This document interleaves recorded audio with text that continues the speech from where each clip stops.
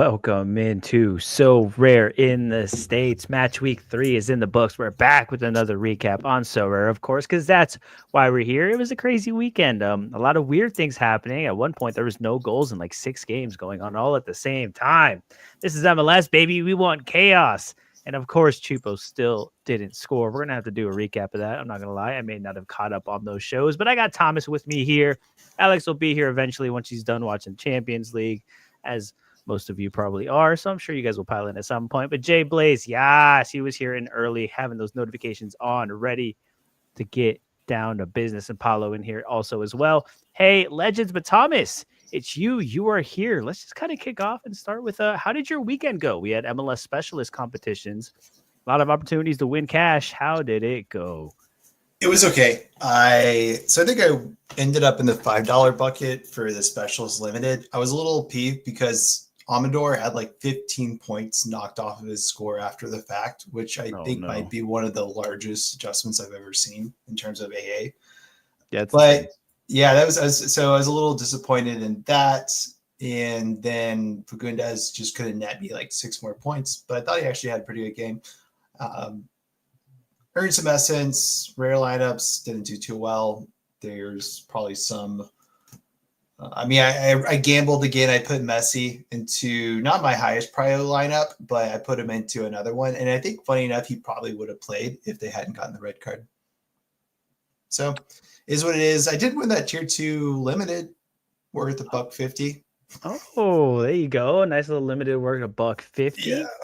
Were you expecting much from it, or did you kind of?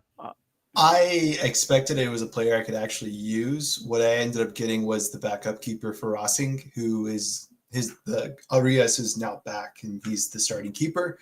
So it's one of those cases where the pool hadn't adjusted to reflect the fact that he was no longer starting, and basically got a useless player. So he goes into the chew pot. Ah, the little choo-choo pot. There you go. Redderden in here too. Hey lads, Paddles in here. Good evening. Let's talk about this chupa pot for a second, because we've mentioned it in a couple shows now. I think it was like 3 shows ago, maybe. I wasn't there. Talk to me about this chupa pot and tell me why it keeps growing. What is the excitement behind this chupa pot?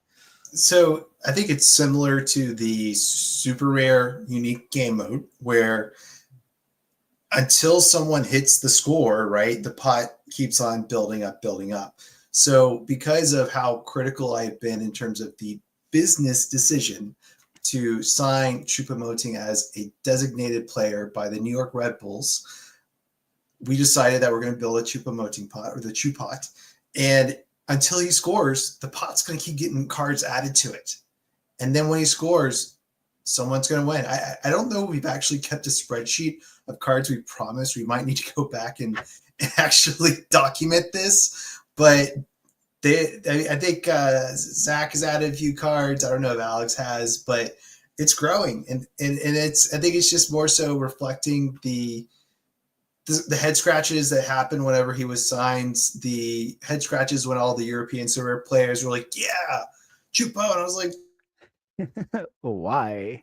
Like, I don't think we should get that excited about it yet. And don't get me wrong, I don't think New York came to Atlanta to even earn a point. Or sorry, they didn't come to Atlanta to score. They came there to just hold it to the worst 0-0 draw you could probably imagine. Yeah, speaking of Chupa, not only do we have the pot waiting for him to score, but they were held to a 0-0 draw. A slow start for someone who made it to the MLS Cup final last season. Apparently, all those teams that made it the MLS Cup final last year are not having a good time, Chief. Jesus. But hey, man, if they're not going to score, they're not going to score. We all had our doubts. They needed to bring in a 9, and they brought in Choupo-Moting. So, did they think it would sell tickets? I'll be honest with you. Like, I didn't watch European soccer that much, maybe until like 2015. I really wasn't that. I didn't know who he was whenever he joined. I was like, I went, who? That's whenever. That's serious. I didn't know who he was. I don't think most of your American audience knows who he is. No, yeah, it definitely wasn't like a splash superstar signing to sell jerseys or anything. Because like I recognize his name from FIFA maybe over the years, but yeah, I never wasn't really a household name over here. It was like, oh, he's a baller. Yeah. So once again, like I just don't understand the logistics behind it. So it is what it is. But hey, doesn't matter whether we understand or not, because someone's gonna win. some sweet, sweet cards once he does end up scoring. So hey, there you have it. Hey, everybody eats. Retro Dead over here with a 5-year-old tier 3 limited craft. A majority percent was MLS, but one a La Liga player had chance La Liga essence in there, and only half as much as the MLS. It's rigged. It's rigged, I tell you. That Retro Dead. I would be hoping for an MLS card. Yeah. Well, that's why I haven't ripped rare yet, because it's mostly just like challenger. It's like at this point, like might as well, right? Because either way, I'm not going to get what I want. Yeah. You got a Nahuel Molina from Atletico Madrid. I was disappointed that it wasn't an MLS player. Yeah, that is a shame. He could be an MLS player one day. Hey, he could. The way this league is spending, baby. We're a high spending league now. We're getting into it, but let's kind of hop into the weekend a little bit. We'll kind of talk through some of these games. Well, how did your weekend go? Oh, my weekend. So I was in for $5 in the specialist. I was balling. I was vibing. I was ready to have a great time. I think I lost out of the $5 by like 2 points. Yeah, I didn't realize how popular Stack St. Louis was until this game or this game week. It's Marcel Hartel that popped off at the end of the year. He was hyped going into the season. I think everyone just kind of built stacks around him. Shout out to Berkey, though. Berkey holding it down. Let's see. Let's see if I can share this real quick. Here we go. There's my specialist lineup. I got the assist with Pasalic. That's 71 from David Schnegg, baby. Nobody believed in the Schneggy, but he scored big. Your boy Miggy let me down, and Brandon Vasquez getting closer to scoring a goal, but it just did not happen once again. And then Gayese, they took away his error led to goal, so it could have been worse. Yeah. It could have been worse, but they ended up taking away his error led to goal. So yeah, 2 points. 2 points to the closest dang reward. If I would have bought more Orlando City special editions, maybe I could have got in there, but I did not. Yeah, you probably would have paid more than $5. Oh yeah, right. I would have spent more and then continued to not recoup anything. Everything else was, not great. Chief Stephen Fry DMP really screwed me. Yeah, I honestly wasn't surprised at that though. I assumed that Fry wasn't going to play, just because of the fact that they have to prioritize the next leg of Champions Cup. Yeah, and I thought about that too. And like the annoying part is most of my lineups I kind of kept CONCACAF players out and put them all into one lineup because I was like, whatever, anything's going to happen. And I don't know how the heck I snuck Fry into some Prio lineups that, like, looking back at it, as soon as it locked and he was out, I was like, well, that was stupid.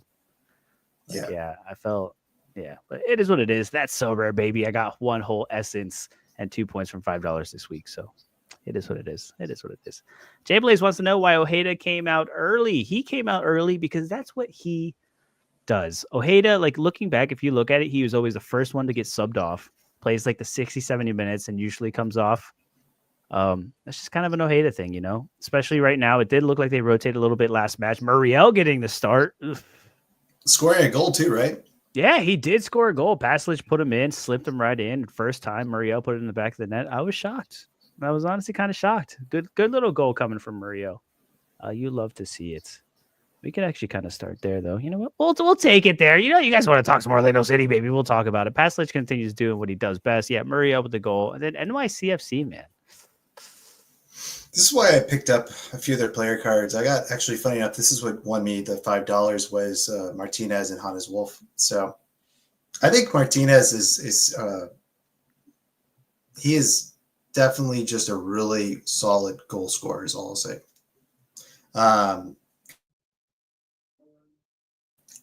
Okay, sorry, I'm just trying to fight sneeze right now. And yeah, obviously I didn't get a chance to watch this game because I think it was going on the same time as the Atlanta match, but you could probably tell me more. Yeah, I mean, it was just a gross kind of like a midfield battle. Gayese just spilling the ball multiple times, giving them the options. I think both times was kind of just like a bad deflection, kind of trying to kick the ball away. Second ball, Martinez, like you said, just in the box, aware of it, jumping on the opportunities. Hannes Wolf, same thing. It was just Gayese just spilling the ball in front. It was just a bunch of mistakes. We literally scored the equalizer, and immediately right off the kickoff, NYCFC just went and scored on the other side. So it was a rough game. Orlando did look good, missed their chances like always. So yeah, it does kind of look bad that Orlando's dropping more points away to NYCFC with a lot of question marks after Santi departed. But yeah, I think there's a good chance we still see them move for number 10 to really take up the starting role. They have time. Window's still open. if they don't do it, Maxi has it until the summer, and then they 100% spin big. Yeah, I mean, that could actually be De Bruyne, you know. Oh no! What about San Diego? I don't know, man. Chucky out for a little bit. Yeah. Yeah, but at the same time, too, Citigroup want him to stay in the family. I'm sure, and New York has definitely gone after. There's already been linking rumors to New York City for De Bruyne, so that spot could be De Bruyne. Yeah, I mean, dude, Maxi's fine for his age. Like, he's playing fine, but eventually as the summer rolls around, those legs are going to start to kind of fall out from under him. So yeah, like you say, for now, but I do expect him to kind of make a move for that in the number 10. Jay Blaze dropping in with the Johnny Shore shout, huh? Yeah, who is that? Is that an academy player? Jonathan, yeah, I think it was his debut. 17 years old. 17 years old, coming into midfield next to Sands, racking up 30 AA. Who is he replacing? Because someone was injured, I think. That's why he got the start, right? Let's find out. Who played these other games? Look at the LA game, because I think they got injured in that game. It might have been. Oh, was it Hack? No, Hack was playing center back. Yeah, Hack was center back. Oh, it was Tenez. I don't know how you pronounce that. The other center back next to. Oh, there you go. Yeah, because I think, and maybe it's because Gray got injured too. Yeah, so it's yeah, exactly. Yep. Okay. There you go. Well, there it is. But hey, balling out in his debut for the club. You love to see it. Look at you, Jay Blaze. What do you expect his role to be? How is that injury? Do you expect him to kind of come out here and do it again? I mean, he is 17, but be interesting. He's cheap. I mean, if he's going to start for a little bit, if the injury's kind of going to lag a little bit, that's pretty expensive for a one-off good game. I mean, I know it's $4, like $3, but still. Yeah. Unless it was like some crazy injury that was going to keep him in playing for a long time. Yeah. Maybe. Well, it's also, I wouldn't use him in my MLS lineups. I would use him in like a U23. At that point, why not just buy the classic version of the card? Well, this would probably be his first year with cards, wouldn't it? Oh, is it? I thought I saw a classic card. Oh yeah, he did. Oh, his rookies are last year. Yeah. Yep. There you go. Yep. And you get a bonus from the rookie card. Hey, look at that collection scores, baby. We love those. As collection scores are potentially changing. I don't know. I saw a baseball trying a couple new things for collections. Oh, really? I hadn't noticed. I'm not gonna lie to you, Chief. I didn't really read into it either. But obviously, we have a lot of good friends of the show, like Hunter and all that, talking about baseball right now. And I guess they're like trying to add bonuses from like old season collections into the new collection or something like that. Some weird thing, but yeah, we'll see what happens, as we know that they like to product test other places before bringing things to football. Sure. Jensen loved him all preseason. He will definitely be rotated in. So there you go. If he can develop him like he did that, what's the number 10 for AZ now? Or for Alkmaar? That's above my pay grade, buddy. I forget his name. He's really good. Yeah, that is above my pay grade, but either way, NYCFC showing some flashes. Orlando City continuing their early season struggles, baby. But Janssen is back. That's good to see. And keep an eye out on Alex Freeman, by the way. Do y'all think he'll move for anyone this window? Or I forget, which model did y'all choose? The 2DP or the 3DP? So we're on a 3DP right now because it'd be Paslich, Muriel, and Ojeda. So we have 3DP. Oh, that's right. Paslich. Yep. I thought it would. Okay. Yep, we have those three as a DP. We brought in the U22 left winger, but he took a knock right now too. So we're a little bit injured on top of all of that. But and we still have Duncan McGuire coming back from injury eventually. True. So maybe Muriel slots back into like the backup 10, kind of doing some weird things, but we'll see. I don't think they're going to make moves, to be honest. They said they're waiting to see how it goes until the summer, and then they'll readjust from there. But that's the answer we always get. Anyway, what else did you see this weekend? What stood out to you this weekend the most? We can just talk about Atlanta, or we can talk about how bad New England is. We can. Oh, yeah, that was on my list. Let's hit on the New England game. I'm still not convinced the Union are as good as everyone thinks they are now. And it's just like I said, don't get me wrong. I have so much bias. Philadelphia, hatred runs deep. But they've just beat all the bad teams or had exceptionally good XG. Like Barabo has he missed a shot yet? Uh, did they take it? Oh, he didn't get the credited for the goal this weekend, I guess. He didn't? No, not on Sorare. They Interesting. gave it to yeah, because like even I was watching wrap up and apparently it looked like it gave it to him. They called it an own goal. Yeah. Oh yeah, because there's that Lukic goal, by the way. Dear Lord, that midfielder goal. Whew. Oh yeah. Golazo for this guy. Yeah, it's hard to tell with Philly, right? Because they just played New England, which is terrible, and RIP Campano, which is going to be out for a couple weeks. Yeah, 4 to 6 weeks, right? Yeah, which was I think what we were all looking at as their saving grace going into this season. Click on Heal. I'm just curious, like how much AA, like where did his AA generate from? From the attack, right? No, not really. 4-1 contest. No big chances created. Nope. Yeah, I think I was being optimistic when I said maybe the trends would continue with Porter and being able to always do better in his sophomore year of any team, but yeah, they look lost. Just based on numbers. Like I haven't had a chance to watch the games because they coincided with Atlanta matches, but 0 goals in 3 games is not good. Concerning. Yeah. Yeah. And it's 0 goals, and you really, I mean, outside of Campana leaving, like a lot of these guys are returning. It's not like they have a bunch of new players that they don't have any chemistry with. I guess like you could say Ganago. I don't know. I mean, but that's it though. That's Lingoni was there last season. Diaz, he's played with Porter before. Yeah. Will Sands is an MLS guy. Yeah, I don't know. It's just it's weird how somehow they've gotten worse. Like even off the bench, Maxi Arruti, Noel Buck, Brandon Bai, like these are MLS guys. Like it's not like this just feels like the team that lost 7-0 to Atlanta again, like before Bruce Arena. This is kind of the state they've fallen back into. I don't like it at all. I thought for a minute there they were doing everything right. They have players that are quite good, but yeah, on paper it seems not gelling. Like fine.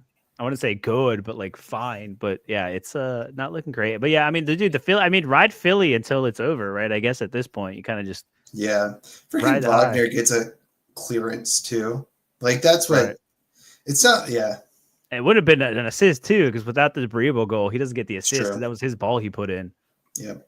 Yeah, so Kai keeps doing his thing. But, dude, something to note that all the Philly guys, all the new guys, Westfield, Blake, like the center back, Lukic, like everything, like they all scored really well in this match. They have continued to do their thing. And, yeah, Kai just continues to smash. But Which is interesting because if you remember in St. Louis with Carnell, they had awful Sorare scores all the time. There's some of the – and so I wonder what's changed in terms of his tactics.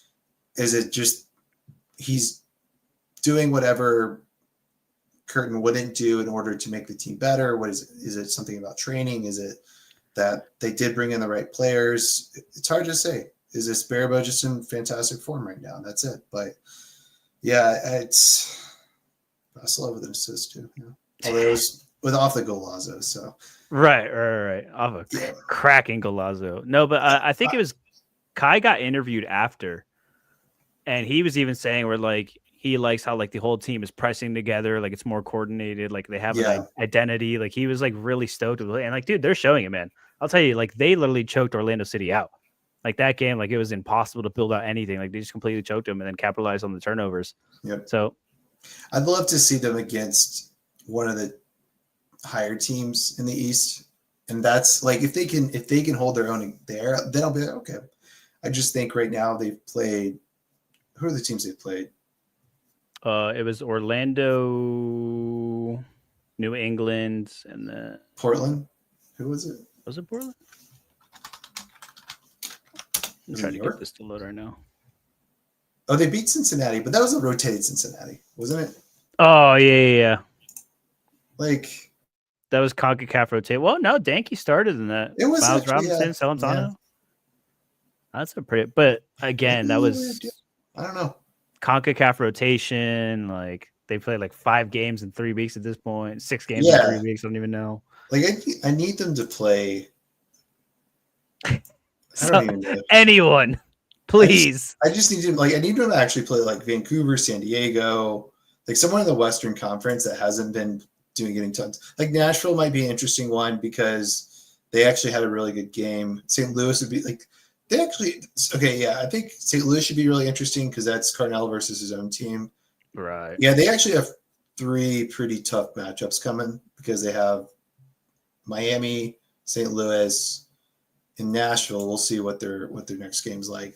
So Yeah, they got the yeah, momentum I'm there. not. I'm not. I mean, I thought they were going to be for sure worse than they are right now. Yeah. But I'm currently wrong. So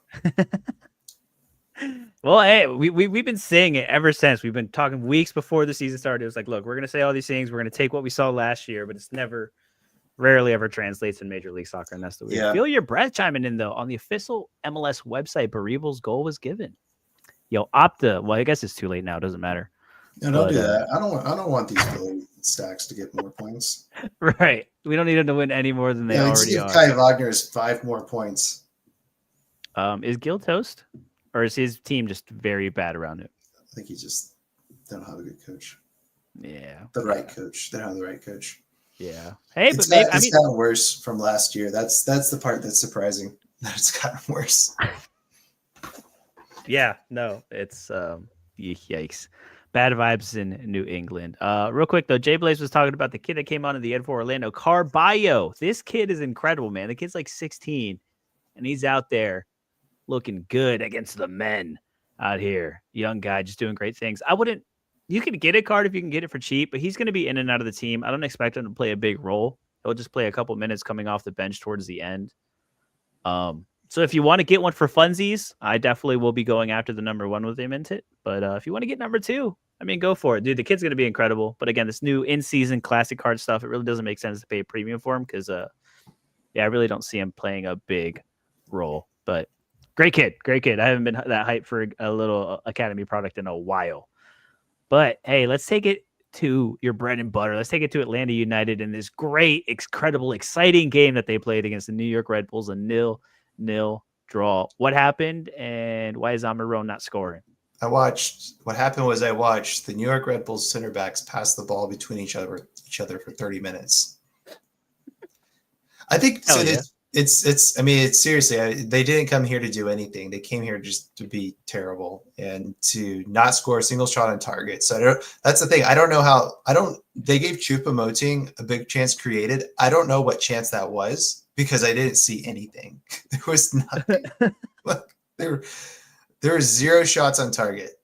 What chance? What chance? I'd love to know. Yeah, and. Atlanta, I think right now is like, so it didn't help that Latte Loth got a yellow card super early. The officiating was pretty suspect at the start. Like there was just some calls. Like there was a New York player that went two-footed tackle into the back. They didn't even throw a yellow. So it kind of set the tone. But Latte Loth got a yellow in like the 10th minute. So I think they pulled him early, but he went to concussion protocol because of I think an elbow or something, shoulder to the head from a New York player. He is questionable going into this weekend. The other piece is that it's always tough to play against the New York Red Bulls, no matter what. We all knew that. I think we tried a different approach that was actually maybe even a little bit better than what we did.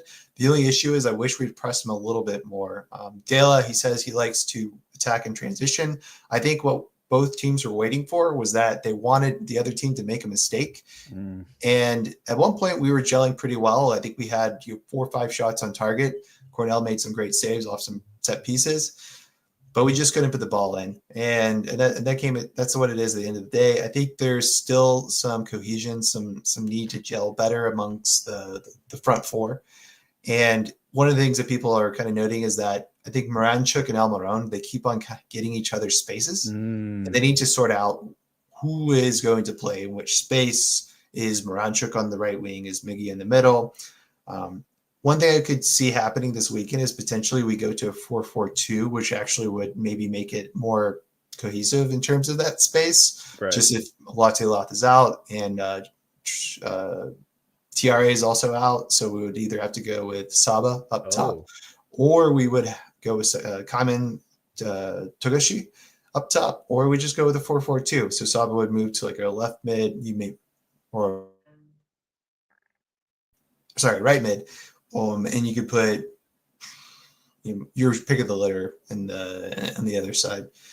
But yeah, I thought Edwards had a really nice game. He had quite a few chances created. I think that Oh wow, yeah. I don't know what. Yeah, I guess maybe he had a big chance missed. I don't recall it. If there was, I don't recall it. But Right. yeah, at the same time though, Lennon should possibly be back this weekend. And I think there's a good chance they do like Pedro and they throw him into the starting 11 immediately. It's going to be tough. It's going to be against Miami. Miami has a chance probably to rest a lot of players this midweek just because they have a 2-0 lead going into Jamaica. Yeah. So Cleach was out again too. That didn't help. We subbed him in, but he had been out, I think, probably with a flu or something most of the week.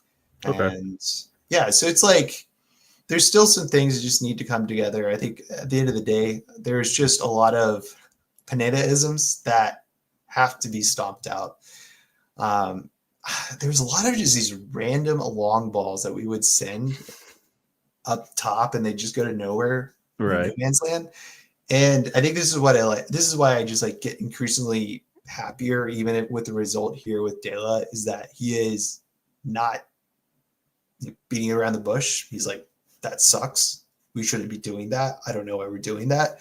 At the same time, too, he said, I think we were a little too passive in letting them maintain possession. I think Red Bulls had like 60% possession in this game. Oh, wow. But it's because, like I said, all they did was pass. Like, look how many freaking passes their center backs had. All the center backs did. Like, there were seriously stages of 3 minutes straight where you just watch the center backs pass the ball back and forth and back and forth and back and forth. How many passes? 100 passes each, basically. Yeah, that's all they did. Yeah, so that just tells you the way. I think we should have been a little bit more aggressive there, but at the same time, too, this is sort of the Red Bulls. They like to draw you out. They want to, and we want to play in transition. So we're trying. So they want to draw us forward. We don't want to go forward because we want to counter off of a mistake, but they're not making any mistakes because they're just passing between their center backs. So I think tactically, there's a little bit better that Dale could have done, and he even I think it alluded to it. So. I think people are probably not happy. I'm not too worried still. Like I said, I think I want to obviously win the Shield, but I think because there's so many new players, yeah, the expectation. I think it's similar to like when Nancy came to Columbus. There was a growing pains of everyone getting used to the system, understanding each other's roles, getting familiar with the players. And then once it clicked, once it gelled, it was fantastic. So I'm holding out hope that's what it is. Yeah, I mean, Cucho didn't hit right off the start. It took Cucho a little bit to turn into the Cucho that we all know and miss dearly. No, but I agree. Like watching a little bit of the highlights of this game, like you could tell that Atlanta had their chances. Like there was like Latte Loth, like a header, like straight at the keeper, like Cordnell, like he made some great saves too. So it is kind of getting in and about it. Labajanitse was putting in good crosses across like the box.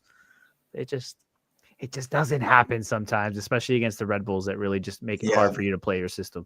And I think too, it's once again understanding who's supposed to make the run in that situation. Like there's still that sense of, is it Moranchuk? Is it Miggy?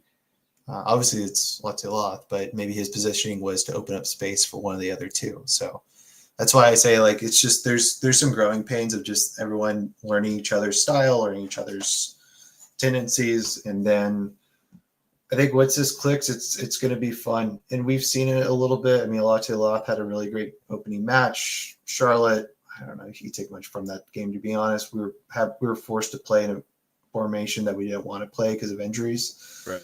So I think if the Miami game goes badly, maybe the burner starts to intensify a little bit, but look, Dilla's going to have a super long leash, just like Pineda did. And I think rightly so.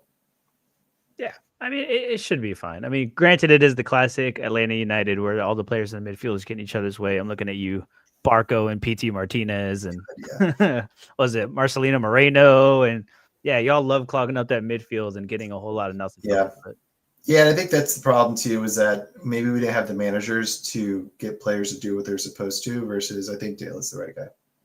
yeah, there you go. Like I said, it looks fine. It'll come. It'll come with time. We're only 3 games into the season. It'll be fine. But talking about early in the season, and some teams have played a lot more games than others. And I want to talk about the Seattle Sounders and LAFC. Because I'm not gonna lie to you, Chief. It was like 2-1 when I took my eyes off this game to cook dinner. I was cooking dinner. By the time I finished, it was like what 5-2? What the heck happened? Kind of a rotated team. You had Danny Masovsky and Pedro de la Vega starting, Jao Paulo and Paul Rothrock, Jesus Ferreira, See, it the pissed lone me off starter. so much too, because I was Yeah, looking at it, I was like, hell yeah, Seattle stacks are dead. All right, like game week's already looking good. Almost, unless you like, as long as you didn't have Fry in your lineup, every single one of the players hit. Like Roldan, Rusnak, Morris, Jao Paulo, Pereira. There's your lineup. it Because doesn't Roldan's matter who you picked from that Seattle yeah, collection, man. Jesus. I mean, I guess Gomez, the Gamar would have Even been one. Kalani, this like new guy, like opening goal, just I was just created like, it himself. and the thing is because it was specialist, so people were forced to pull apart their stacks. So then it's like, cool, Rusnak scores almost 100 off the bench. Fantastic. Love it. 2 assists and a goal off the bench in 54 minutes.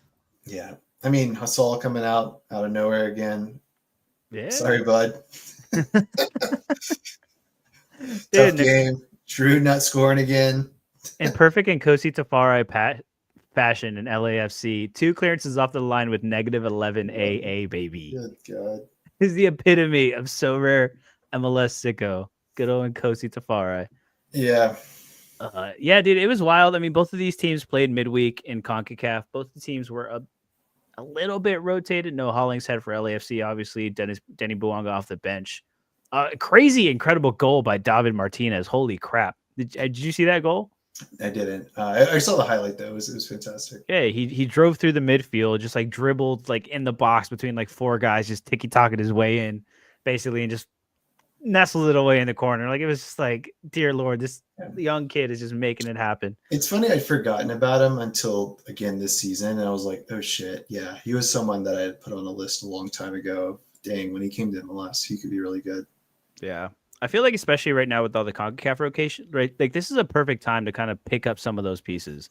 Yep. Like, hey, it's a lot of rotation. People are going to lose faith. People on Sorare in the market, they're not going to want to deal with it. So maybe their prices drop a little bit. Like, hey, once CONCACAF's over, once the tournament's over, these teams are going to start flying like full steam ahead. And some of these rotation guys, some of these like little questionable things that you can't guess right now, they're going to be some nice little plays going forward. Yeah, I was actually surprised at how many people were groaning about Seattle, and I was like, everyone told you this.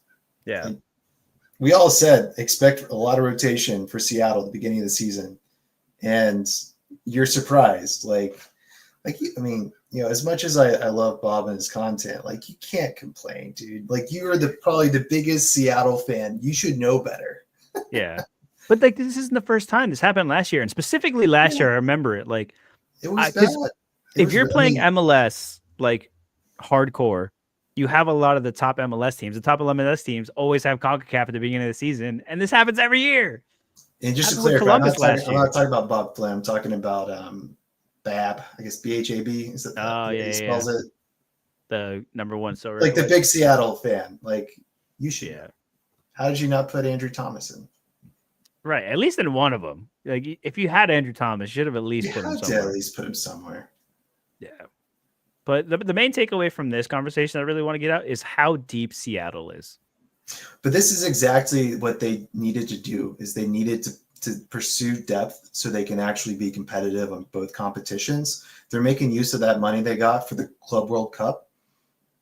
I think they spent most of it, I believe, but I didn't see what the total GAM they have left is. But yeah, this is why they picked up Herrera. This is why they picked up other players this offseason that can sub in. I mean, Rothrock merged last year, so yeah. Paul Areola didn't even play in this game.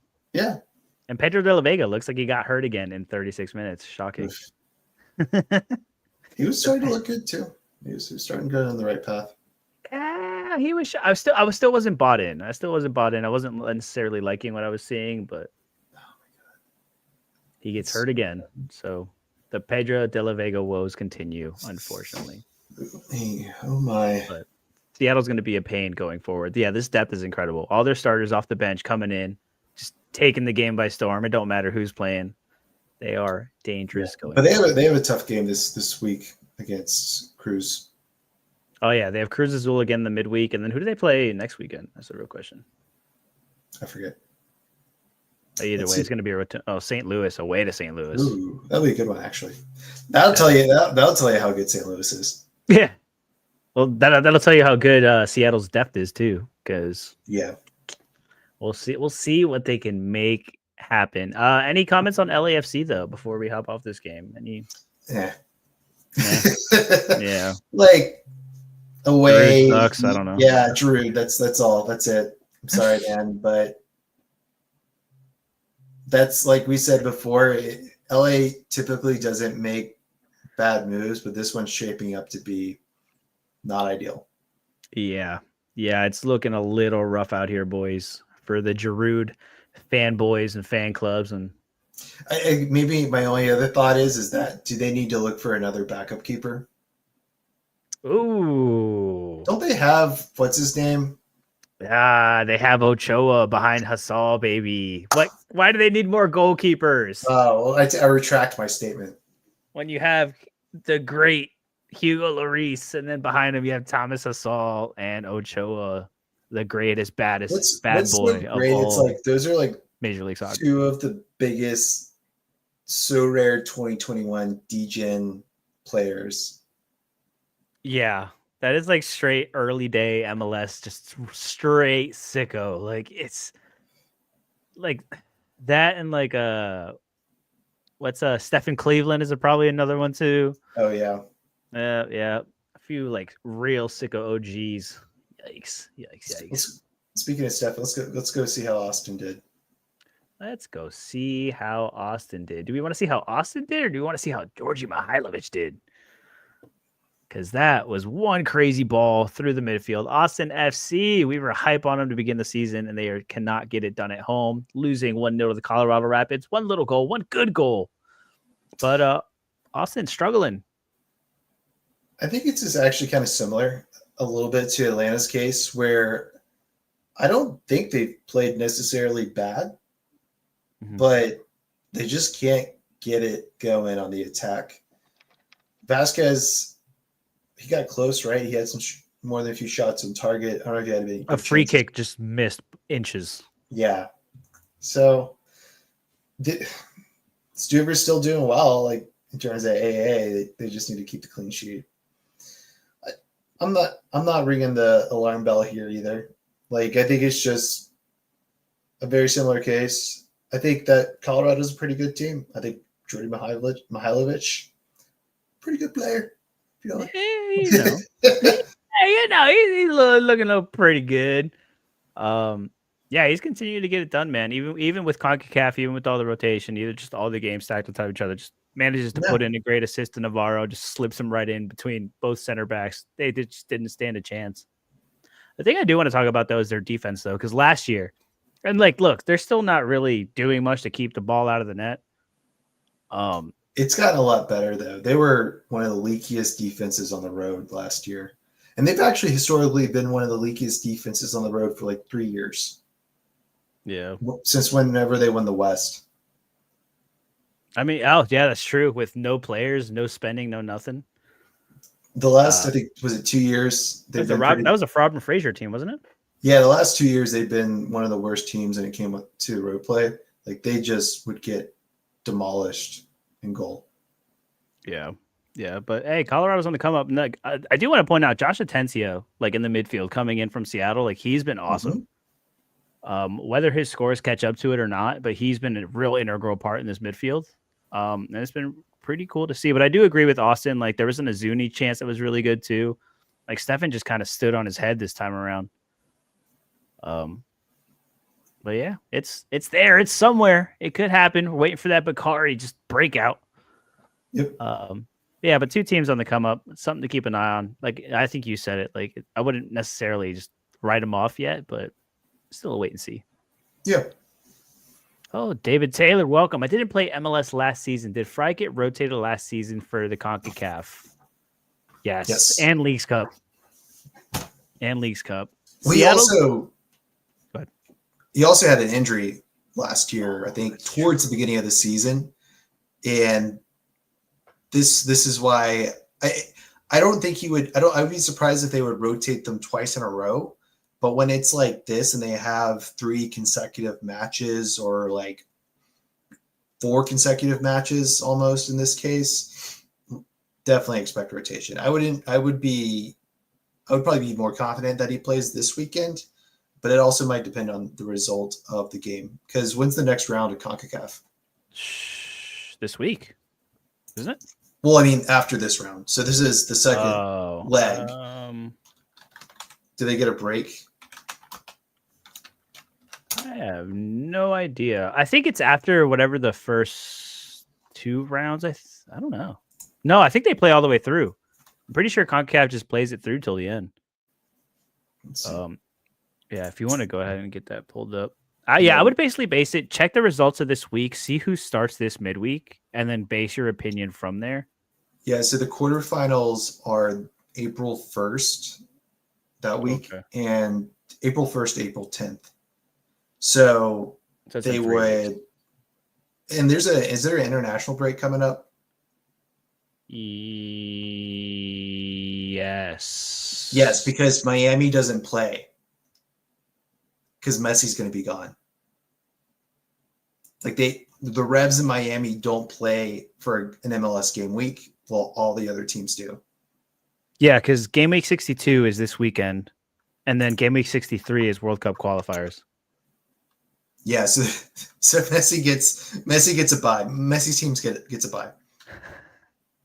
Yeah, because Game Week 64, Orlando City plays DC United, so we play through the international break. Oh, brother. Of course, Miami gets a bye week during the international break. Yep. And the Revs.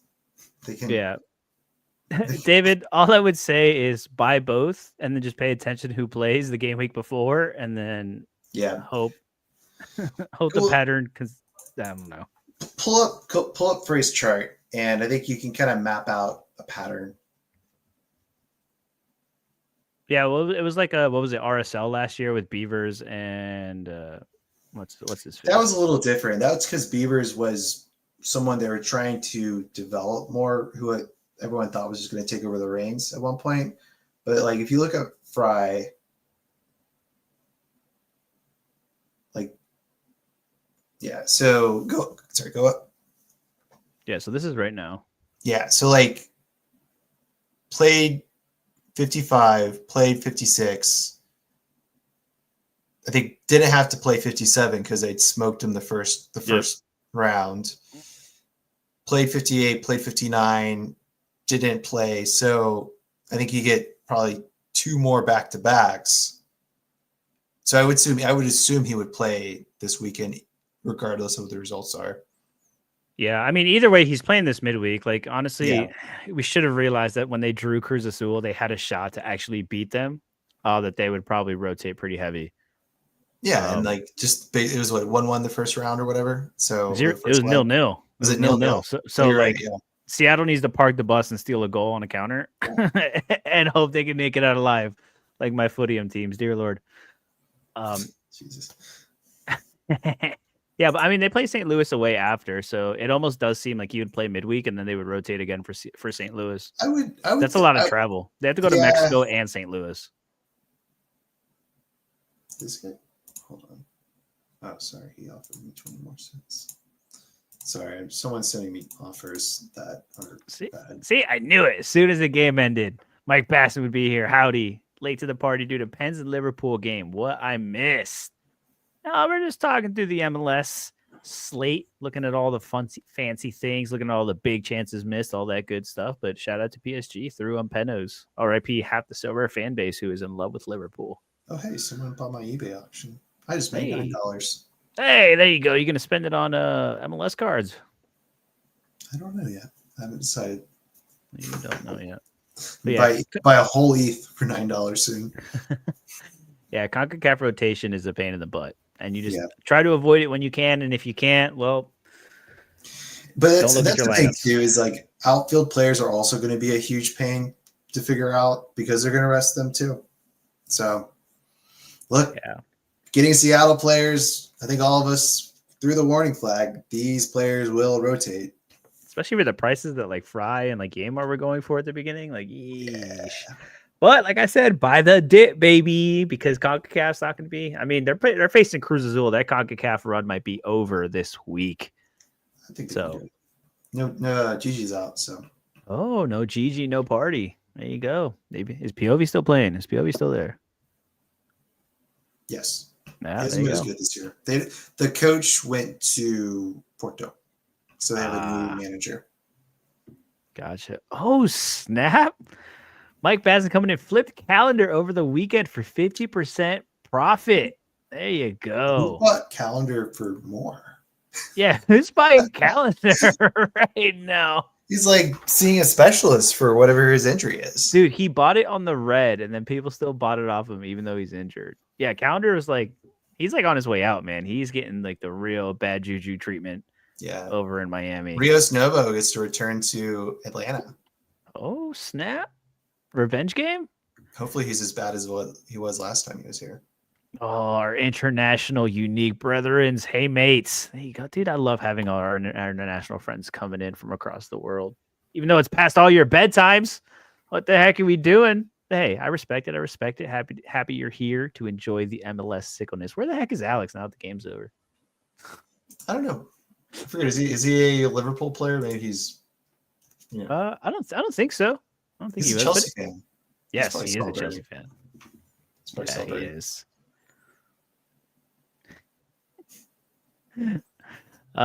David, thanks, guys. I have both unfortunately had Fry in my best lineups. I thought he'd play against the tough LA side, cost me cash in the specialist. Don't worry, David. I did it too. Looking back, I don't know what the heck I was thinking, but yeah, I did it too.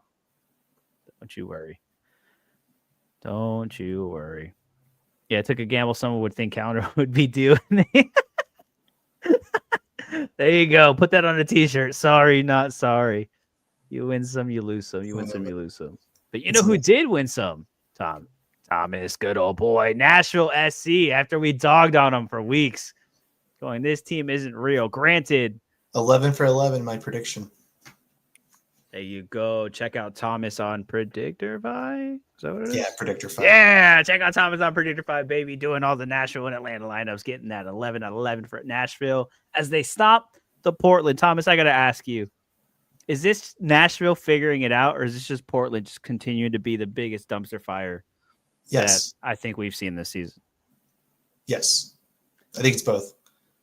Yeah, you think it's both? Do tell. I think they have a huge conundrum of do they start Pantemis, who 2 freaking PK saves? Good Lord. Pantemis train, baby. But like this is what had me excited for Tagseth whenever I saw he was going to move more centrally. Like he is a better player centrally for this team, and that's why I was hoping they would put the new winger they had acquired on the right, and they did. Yazbek. Yeah, not Yazbek. Kasim. Kasim. There we go. And then I think Yazbek.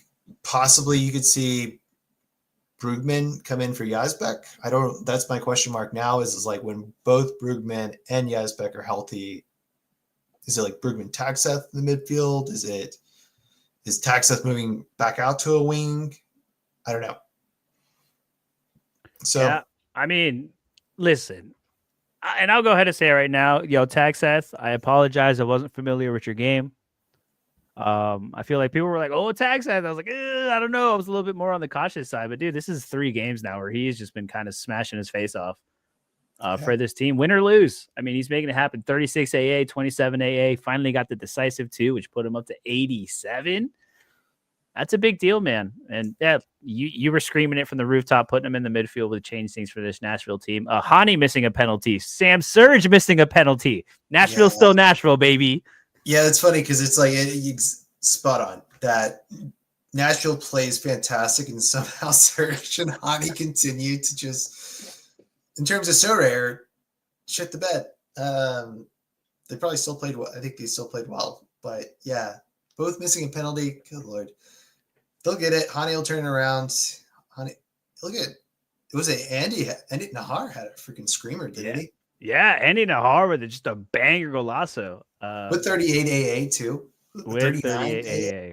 Yeah. And listen, Andy Nahar has been brought up on these shows in the past, okay? So none of y'all can't say because Zimmerman's overpriced, which Zimmerman smashed this game too. Yeah.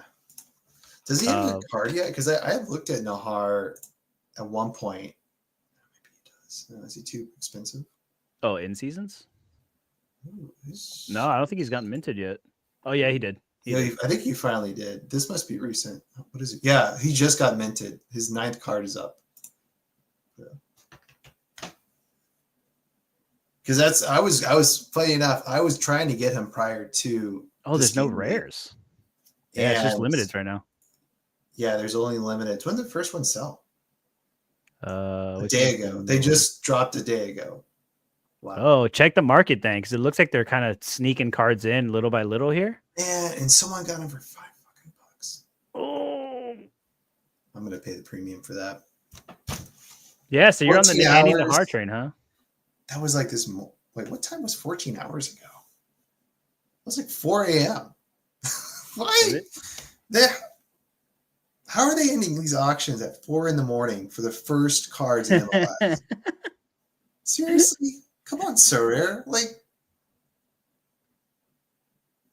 oh snap! Look at the side to show up. Are you done watching football, Alex? It was a good ending. No, I had someone over, so my friend was a big Liverpool fan, and he wanted to watch, so I had to wait. But yeah, I assume, have y'all talked about sporting yet or no?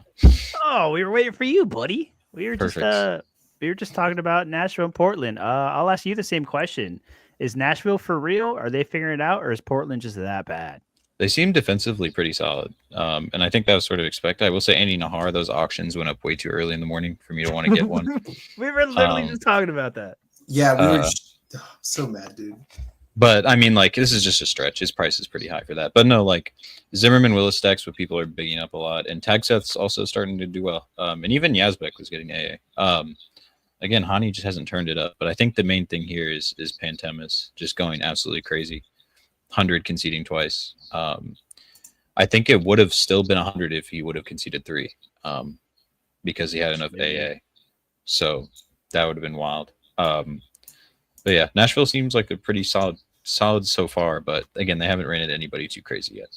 Yeah. Does Pantemis keep the #1 job in Portland? I've been on this train since last year. Are we starting to believe a little bit, or do we think Crépeau gets another run at it? I mean, it makes the most sense for Pantemis to be the starter, but then again, like, Crépeau like is a bigger name, and like, I assume fans love him, so it'll be hard to switch him out. But the way Pantemis is playing, he's definitely given himself a great shot at being that top guy now. Yeah, I think it's just going to be one of those things where don't trust anything Neville says, because you don't. I think we learned that last year. Yeah, like it's hard to say. Yeah. Good luck with it. I would just kind of avoid Portland at this point, like, period. If you have a Pantemis, if you already have one, you might as well. If you want to take the shot in the dark and think that he starts all season and get in while everybody's on the fence, that's a good move too. But enter at your own risk is what I would say with that. Yep. David wants to know, if you were to be picking up an in-season keeper cheap, obviously that's what we do, who would you guys go for? Do you think Bush for Columbus will start during international break? That's true. That roster did drop. Was Schulte on it? Yeah. Yeah. And Hagen's hurt right now. So I should have taken that offer. Someone sent me an offer for it was like a 50-cent difference. I just did. I ignored it just because I was like. Yeah. Anyways, I would say McCarthy. He's gonna be back in goal soon. Yeah, honestly, yeah. Like, if you were really trying to pick up an in-season keeper, you could pick up Bush for that one game week where Schulte's out, or you could maybe take a stab on a McCarthy, who LA Galaxy's bad. Micic is not really covering himself in glory. Yeah, it's like 2 mistakes in a row. It's like 2 out of 3 games he's had mistakes leading to goal. Yeah. Not good. So I'm assuming McCarthy's probably one of the cheaper keepers on the market. I mean, there's Sean like John, which is $20. probably cheap, but yeah, you don't want that. Look, I think Galaxy will get better.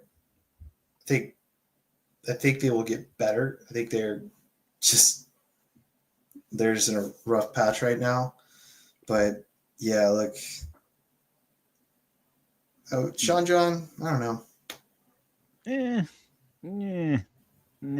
I don't know. Like Bush, if you have it, but just know you're gonna have him for 1 week and then maybe not see him again until like Leafs Cup or something like that. So be very, very careful with that one. As fun as it does sound, we're all down for some degen from time to time, but it is what it is. Oh no. Mikovic and McCarthy is giving Mike Bass and the Westberg Bono vibes at Toronto. Oh no. Those are dark times. You know what's so funny is everyone is saying the exact same thing that I said about McCarthy. They're like, well, look at Mitrovic's back line. They're letting in all these goals. And I'm like, McCarthy had the same back line. Like, it's worse. He didn't let as many. Technically, it was actually worse. Like, I was like, he didn't let as many in. So, yeah. I mean, an error led to goals. An error led to goal. It doesn't matter who's in front of you. Yeah. That was rough. Daniel coming in knows that this is a review show and not the preview show. Yeah, that's Thursday, buddy. But I sent y'all a Discord message. Any cards already in my gallery that are good enough to finish my in-season D1 lineup? You'll have to Venmo me $5. Or do I need to go budget shopping? Already spent $30 on Larice and if you can get Larice and Hollingshead for $30, I don't necessarily hate that, to be honest. It's awesome. Here, I'm pulling up Daniel's lineup. I'm gonna see what I can do. Yeah. So just to call it out, he has Hollingshead, Larice, Lucho, and Musa. It's a pretty good lineup. Austin struggling to score on the road. It's not bad. And I don't think I think it's the same case where it's like LAFC play, but they rested everyone this weekend. So now it's like they're good for a couple more back-to-backs. And then if they hit that, 2 weeks of back-to-backs in a row, then they expect rotation. This was the rotation weekend. Yeah, no, I would actually agree with that. Did you pull up his gallery? Because I guess he wants a spot for that last spot. Yeah. So what would we fill that in? Yeah, that's not a terrible lineup just to start off with, to be honest. I like it. All right, Daniel, we'll do the business for you. Alex, if you want to share your screen. I'm trying. I don't know why it's Oh, and I guess, anybody hanging out in the chat, if you want to let us know if the screen share is actually showing this time. Because apparently on the last show, it was like bugging in and out. Even though we saw it on our end, we did not see it on yours. Oh, yeah, I noticed that too. Oh, see, it's doing that. It's showing my screen and not yours. What? Oh, there we go. Oh, there we go. So I don't know what he already did, but I'll just start from the top. It was Hollingshead, Lucho, Moose. Yeah, and Hugo Lloris is the keeper. And Lloris. So I assume he's not going for hot streaks then. He is not. No streakies. Not tempted yet. Fair. I don't know though. Okay, hold on. Do you? Because I thought I saw Pice. Are they? Yeah, they're at home against a Gouldless Vancouver. Oh, sorry. True. Who play? That's right. Who plays? Don't worry, I saved that conversation for you too, Alex. Who plays New England? NYCFC. NYCFC at home. Okay, that's what I was looking at. It was Freeze. Yeah. Pantemis against LA at home, though. Ooh. That's why I'm starting in my Prio Classic. I'm not going to lie. Dang, am I going Pantemis Prio this weekend? I feel like you have to. At home, he's always keeping clean sheets, and especially against his LA team. Portland's really bad. Both these teams are really bad. Yeah. So we're finishing out this lineup. Yeah. So it has to be in season. Why is it showing goalkeepers? That's what we were on. So Julio, Legit, Farrington. Maybe if he starts, that might not be bad. Yeah. because he looked very good Open last Cup game. legend. He looked very good Schnag? last game. Okay, that David Schnag, baby. Home to I Montreal. mean, home I to don't hate that. Montreal. I'm trying to find to see if It's who's one of the projected to highest start. clean sheet chances too. Farrington's 50-50, but Julio's projected to start. So Yeah, but for Division One, I think you go Almiron? shopping for what Come I Oh, on. see. you have Miggy? I'll put Miggy in. Oh, you got yeah. There you go. we had to scroll a little bit. Let's see if there's anybody else hiding. Oh, down home to here. Miami. Well, yeah, and like I said, and now that if Latte Lath is out, then potentially they play the 4-4-2, so then they have more defined roles. Yeah, I would definitely go Miggy over Schnag, but y'all know I'm on some Schnag Yeah. train, boy. Yeah, and I then would, I captain. would probably captain Musa. Mucho or Musa. Yeah, one of the two. I go Musa just because like he's already proven that he can stack decisives. Yeah, his scores have been higher than Lucho's this whole time, right? Pretty much. Yeah, that's a lineup, boy. That's pretty good.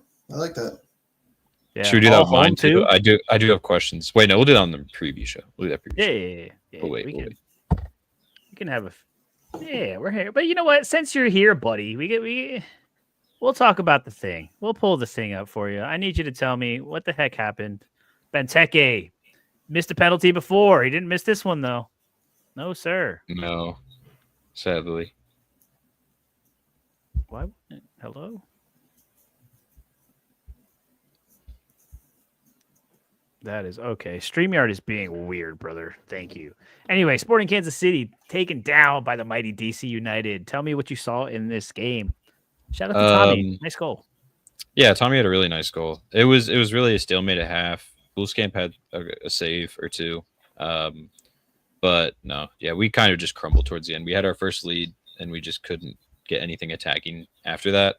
And they had a few chances. Shappy pulled down Peg low in the box as he was like cutting, very obvious penalty. And then Benteke just put it the other side. Bullscamp gets the wrong way. And then Tommy left Kojima wide open for a free header in the box in like the 80-something minute. And yeah, just couldn't get it back. And we lost to DC United. And we played 5 games this year and we haven't won one yet. So, but good thing though is that Poolscamp hasn't conceded 3 in MLS play yet. Tim Melia that's could never. That's a positive, and it's very good for my hot streaks because I'm trying. Wasn't Sporting the first team to score out of all the games? Yep, because every single game ended 1-1.5. I think Tommy scored in like the 55th minute or something like that. Hey, so if someone's got to do it, why not SKC? I'm honestly upset you didn't bring up Jake Davis that entire time. Yeah, very nice assist. Took it down the end line, squared it. He's been doing good. That's 2 straight decisives. And Andrew Brody's now hurt for an extended period of time, so that Jake Davis moving to his natural midfield spot will continue. We'll have to wait on that. So dang it, he'll stay at right back for now. But it makes it even worse because he's like he plays right back for us. Every single one of our defenders gets rotated. Like it's impossible to guess the 3 guys that they're going to be. At center back now, especially, we thought Volader was good to start, but apparently not. So that's going to be really tough. Like I think I'd have for my projection, Rosero 70%, Volader 50%, Fernandez 50%. So it's going to be really difficult to figure out who that's going to be.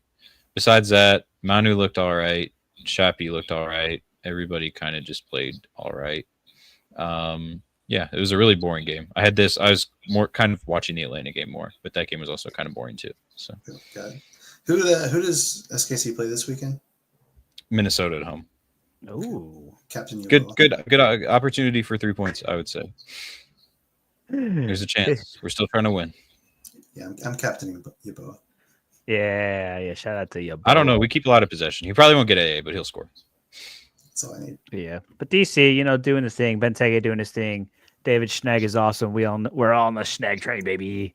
Shout out to them. Yeah, you're gonna get what you're gonna get with these games. You never really know what to expect, except the guys, Jake Davis, Benteke, a little Tommy, maybe. Yeah, good for them. I hope they had fun. They're having fun. Yeah, Hey, every loss means the team get stronger mentally. Exactly. As Peter Vernier says. Oh, is that what he says? Every time we lose, he's like, I loved what I was seeing from the guys. Their fight was just, they were fighting so hard out there. See, And that's all we care about. You know what? They were running. That's what Pineda would say all the time, and it drove me insane.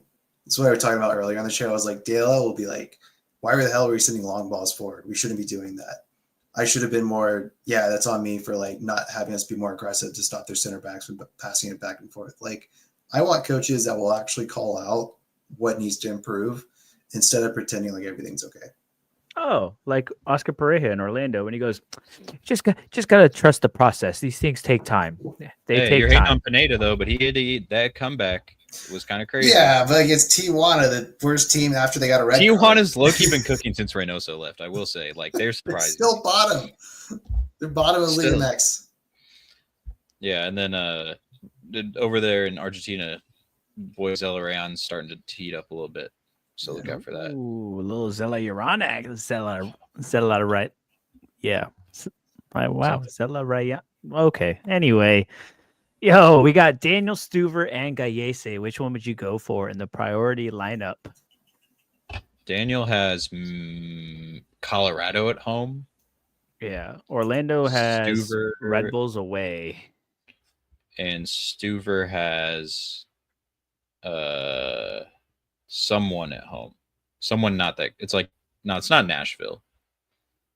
Because Philly has Nashville. Oh, they're away to LAFC. Oh, yeah, you're going probably Daniel, just based on home matchups. Mihailovic surprised me, though. I didn't think Colorado was going to score away, and they did. So, yeah, it was a good goal. I'd go Daniel, because he's probably the least likely to concede 3, because I assume Forsberg does something again at home. Yeah, like I would normally say Gallese against the Red Bulls. But Gallese is kind of on like one of his little like nonsense shenanigans kind of stretches again, where he's just making dumb saves or not even making saves at all, letting Philly shoot 4 shots and letting all 4 goals in.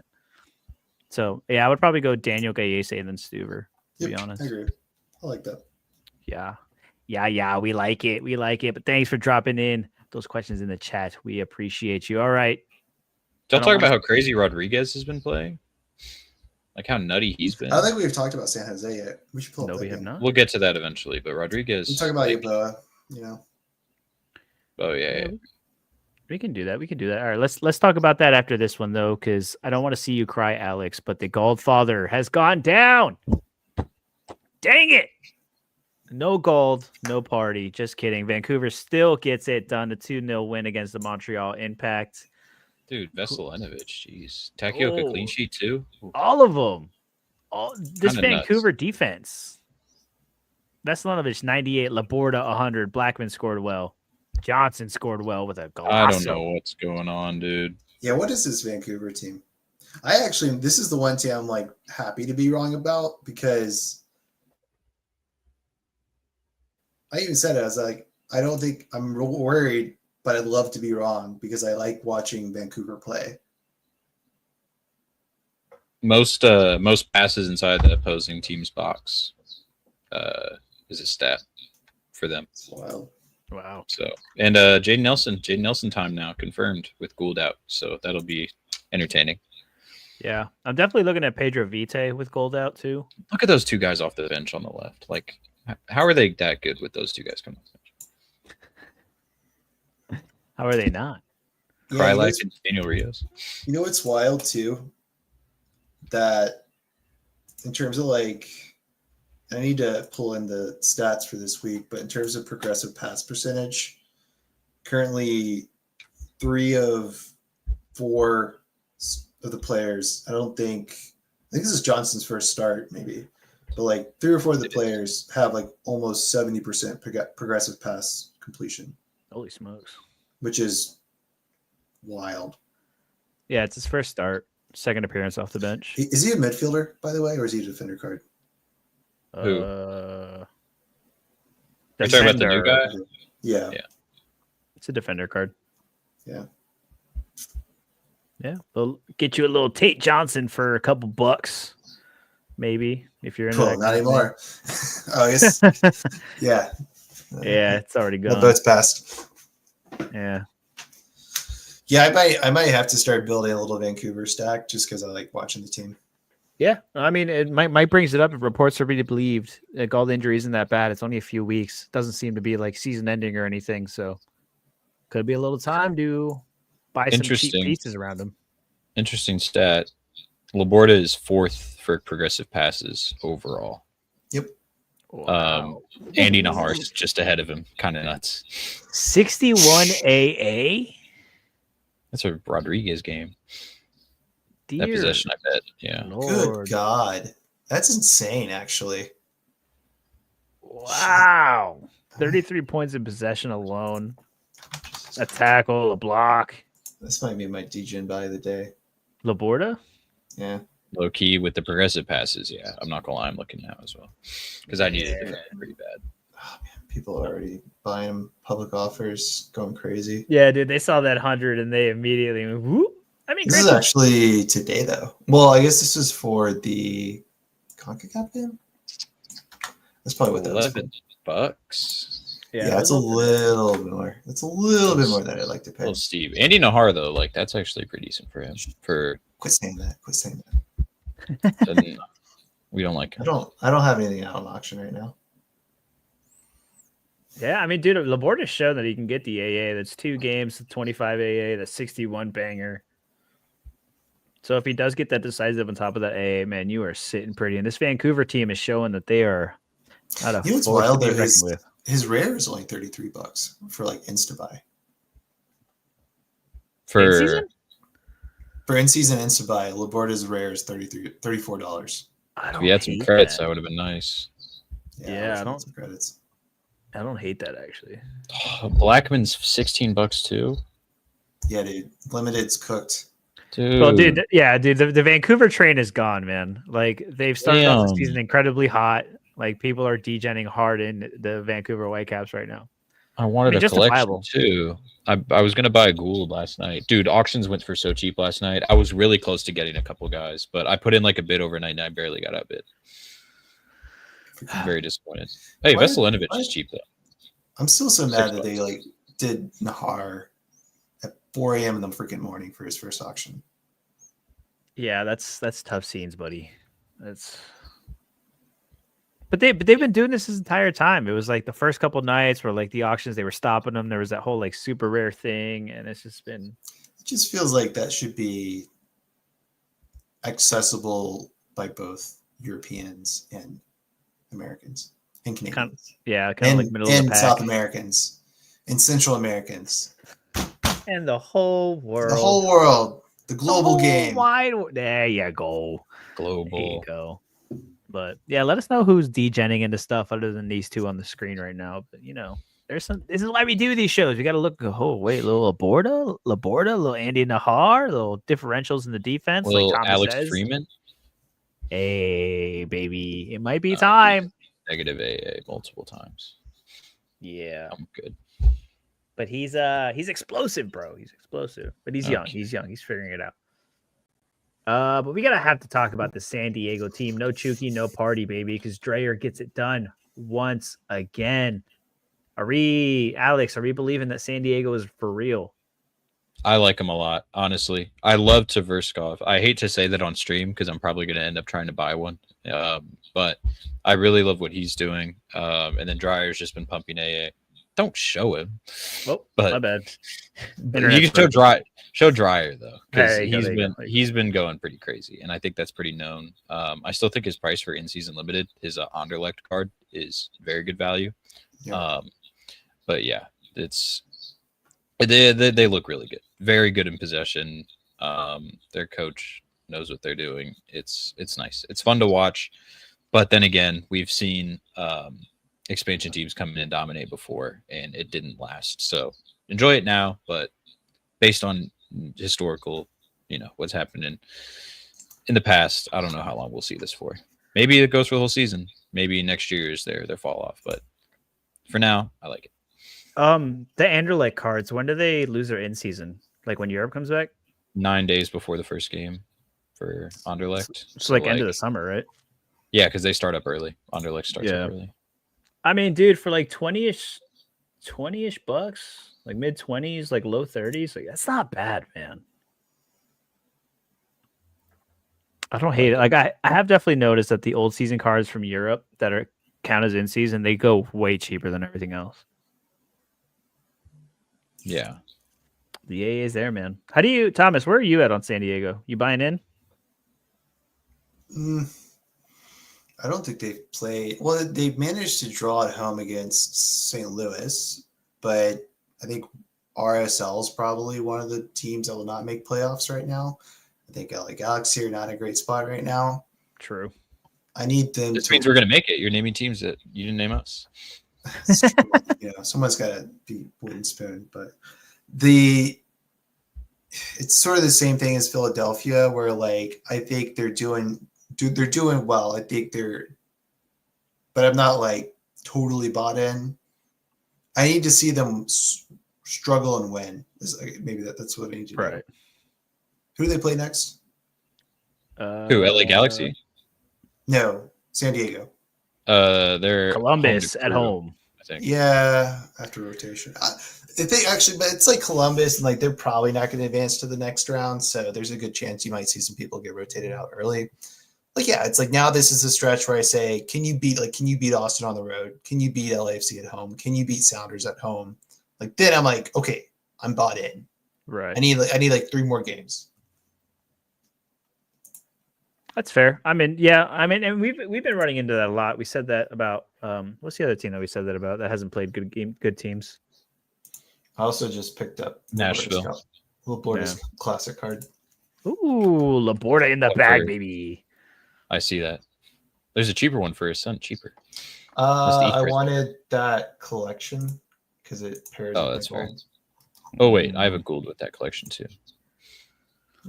Yeah, Mike Basson brings it up. He doesn't think other coaches have enough data on San Diego, so it'll be interesting to see how results are after international break.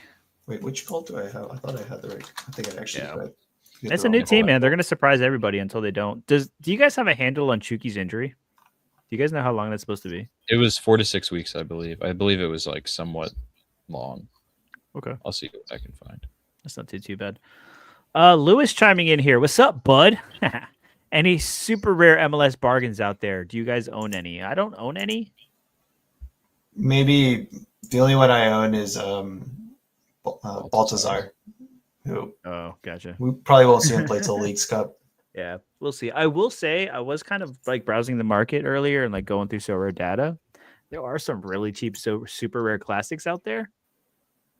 If you're into that kind of thing, do some research on the prize pools and the competition and how many people are playing and all that before you want to go ahead and dive in.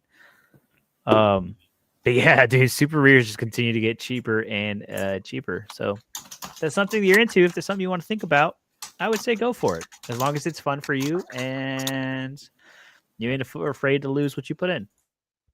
Because that's what we do here. I'm trying to see who I can find that's cheap. Oh, are you looking at super rares right now? Leuven's under 100. Oh, there you go. If you want to pull it up too. Oh yeah, sorry. That way we can browse it with you, buddy. Oh, Andy Nahar for $40. Ooh, as Thomas isn't here too. Oh no.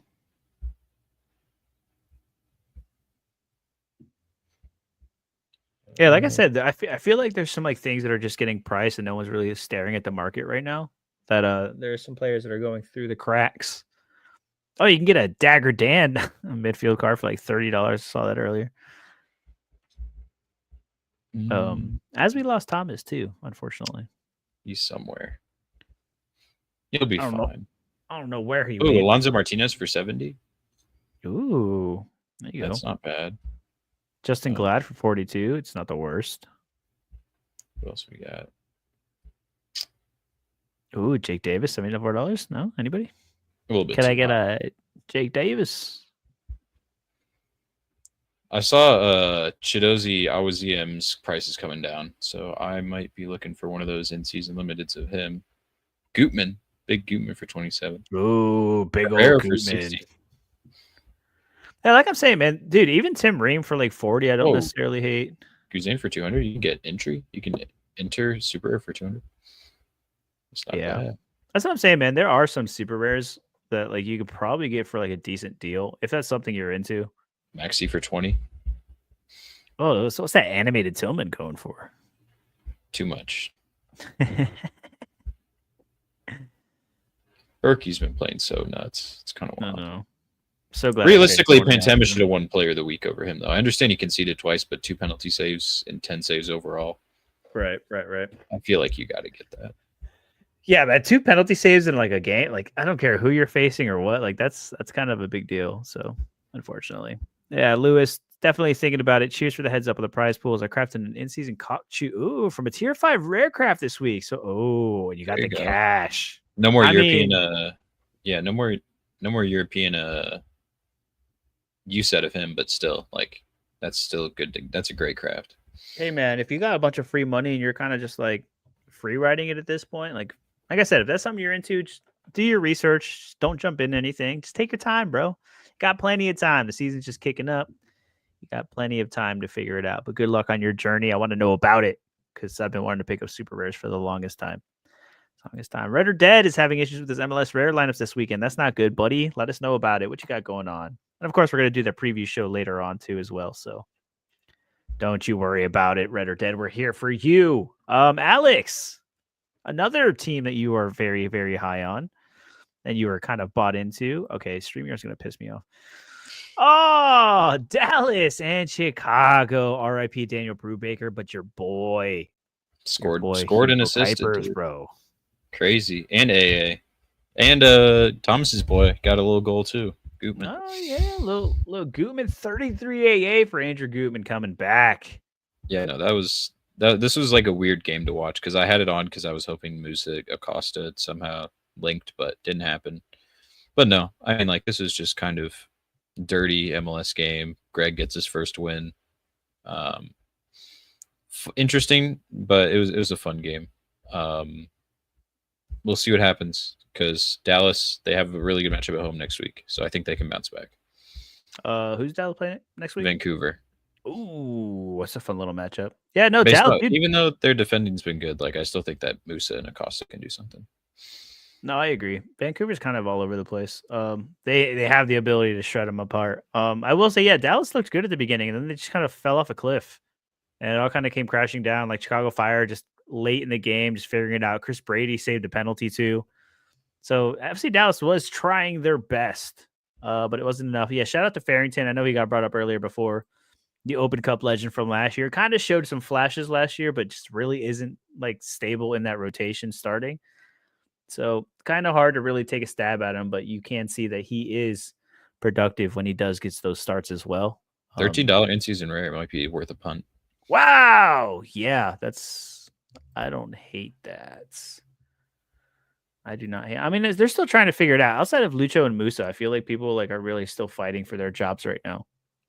You have Anderson, Julio, Kamungo. Like, there's still a lot of people in and around this team. I mean, Delgado. So, also, who took the penalty? Was it Musa that missed it? I wasn't watching it. Musa, yeah. Damn. So Lucho's gonna probably take over then, isn't he? Oh. Hopefully. What do you mean, hopefully? How did you see this game, Thomas? Any opinions on either of these two teams? You know, it's a little frustrating watching Lucho do his Lucho thing where he just gets super frustrated with everyone. It's funny because like I turned away and then all of a sudden it was 3 points or 3 goals by Chicago. My boy Gutman, 94, and I put him I should have just paired him with Brady in my other limited lineup for specialist. I think I would have gotten like $5, but Brady I think Alex was saying that they were going to put 3 against Brady, and in fact, they did not. It was the other way around. Kuipers, I was looking at cards today just because I was thinking, dang, maybe I should have gotten him as a forward. But he was, even then, whenever the auctions were happening, he was a little bit more expensive than what I wanted to pay. Yeah, like this is exactly what you want to see with the Chicago Fire is picking up points on the road for a pretty tough start of the season for them. They probably should have taken 3 points last week against DC United. So I think it's going to get continually better as time goes on. Guti, though, man, he's He's had some moments. I thought there was a play they looked at that almost got him sent off again. Yeah, you sent it in the group chat. What is Guti doing? Because you asked, you were like, "Is Guti a dirty player?" Like he got the suspension, and now I guess he's on it again. He did something that was getting checked out by the VAR ref, and I didn't quite catch all of it, but it did look like a little bit of a dirty tackle. Yikes. Young kid getting ahead of himself, okay? Greg just got there. Calm down. You need to win some games first. But hey, Bamba not getting on the score sheet, but hey, a little bit 11 AA for you. You don't necessarily hate it. Doesn't happen this time. But yeah, dude, Chicago Fire scratched for this goal. Martin Paz kind of had a really off game too. It is to be said that he had a few kind of weird kind of saves, parries, kind of weird things that kind of cost them this game a little bit too. But yeah, it's a wait and see on both of these teams. They're trying to figure their place out. But shout out to Greg Berhalter getting his first dub. You love to see it. I know we wanted to talk about San Jose, but is there anything else that you guys want to talk about? I mean, there's Cincinnati. We could talk about real quick. It's Toronto. Do you want to talk about that Charlotte game with Miami? We can, yeah. I guess we got to mention St. Louis a little bit too. But, yeah. These are kind of quick at this point. Let's see. If any of these want to load, which one do you want to load first? Okay, LA Galaxy and St. Louis. Real quick, we'll touch on it. LA Galaxy continue to be really bad. Marco Royce tried his best, missed a few chances, but St. Louis kind of ran him over late. Hartel with a crazy great goal, tough angle, and then put in Tukert for a very similar goal. How do we feel about this game, Alex? Any comments on this? I'm not going to comment. No. Okay. Zero All right, comments. good talk. Thomas, how do we feel? St. Louis for real, or is LA Galaxy just really bad? I think it's a little bit of both. I think this is the type of play that maybe we all expected. What is this formation? 5-3-2. Okay.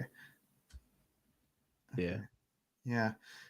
Look, I don't know what to say about the Galaxy right now, other than it's just not great. The big player they spent on this winter, the midfielder, I think he's out with a broken collarbone. The forward, who I think is going to take the place of Ramirez, he's still out with, I think, a hamstring. Like, Mitrovic isn't convincing anyone right now that he deserves a starting role over McCarthy. And the back line's giving away a lot of shots. No Puig, no party. No Puig, no Delgado.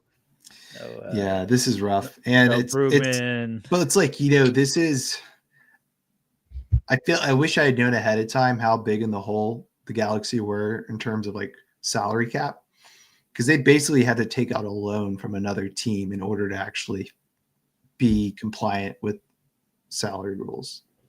Yeah. Haha. Take that. Yeah, Sporting Kids in the last place, baby. Let's go.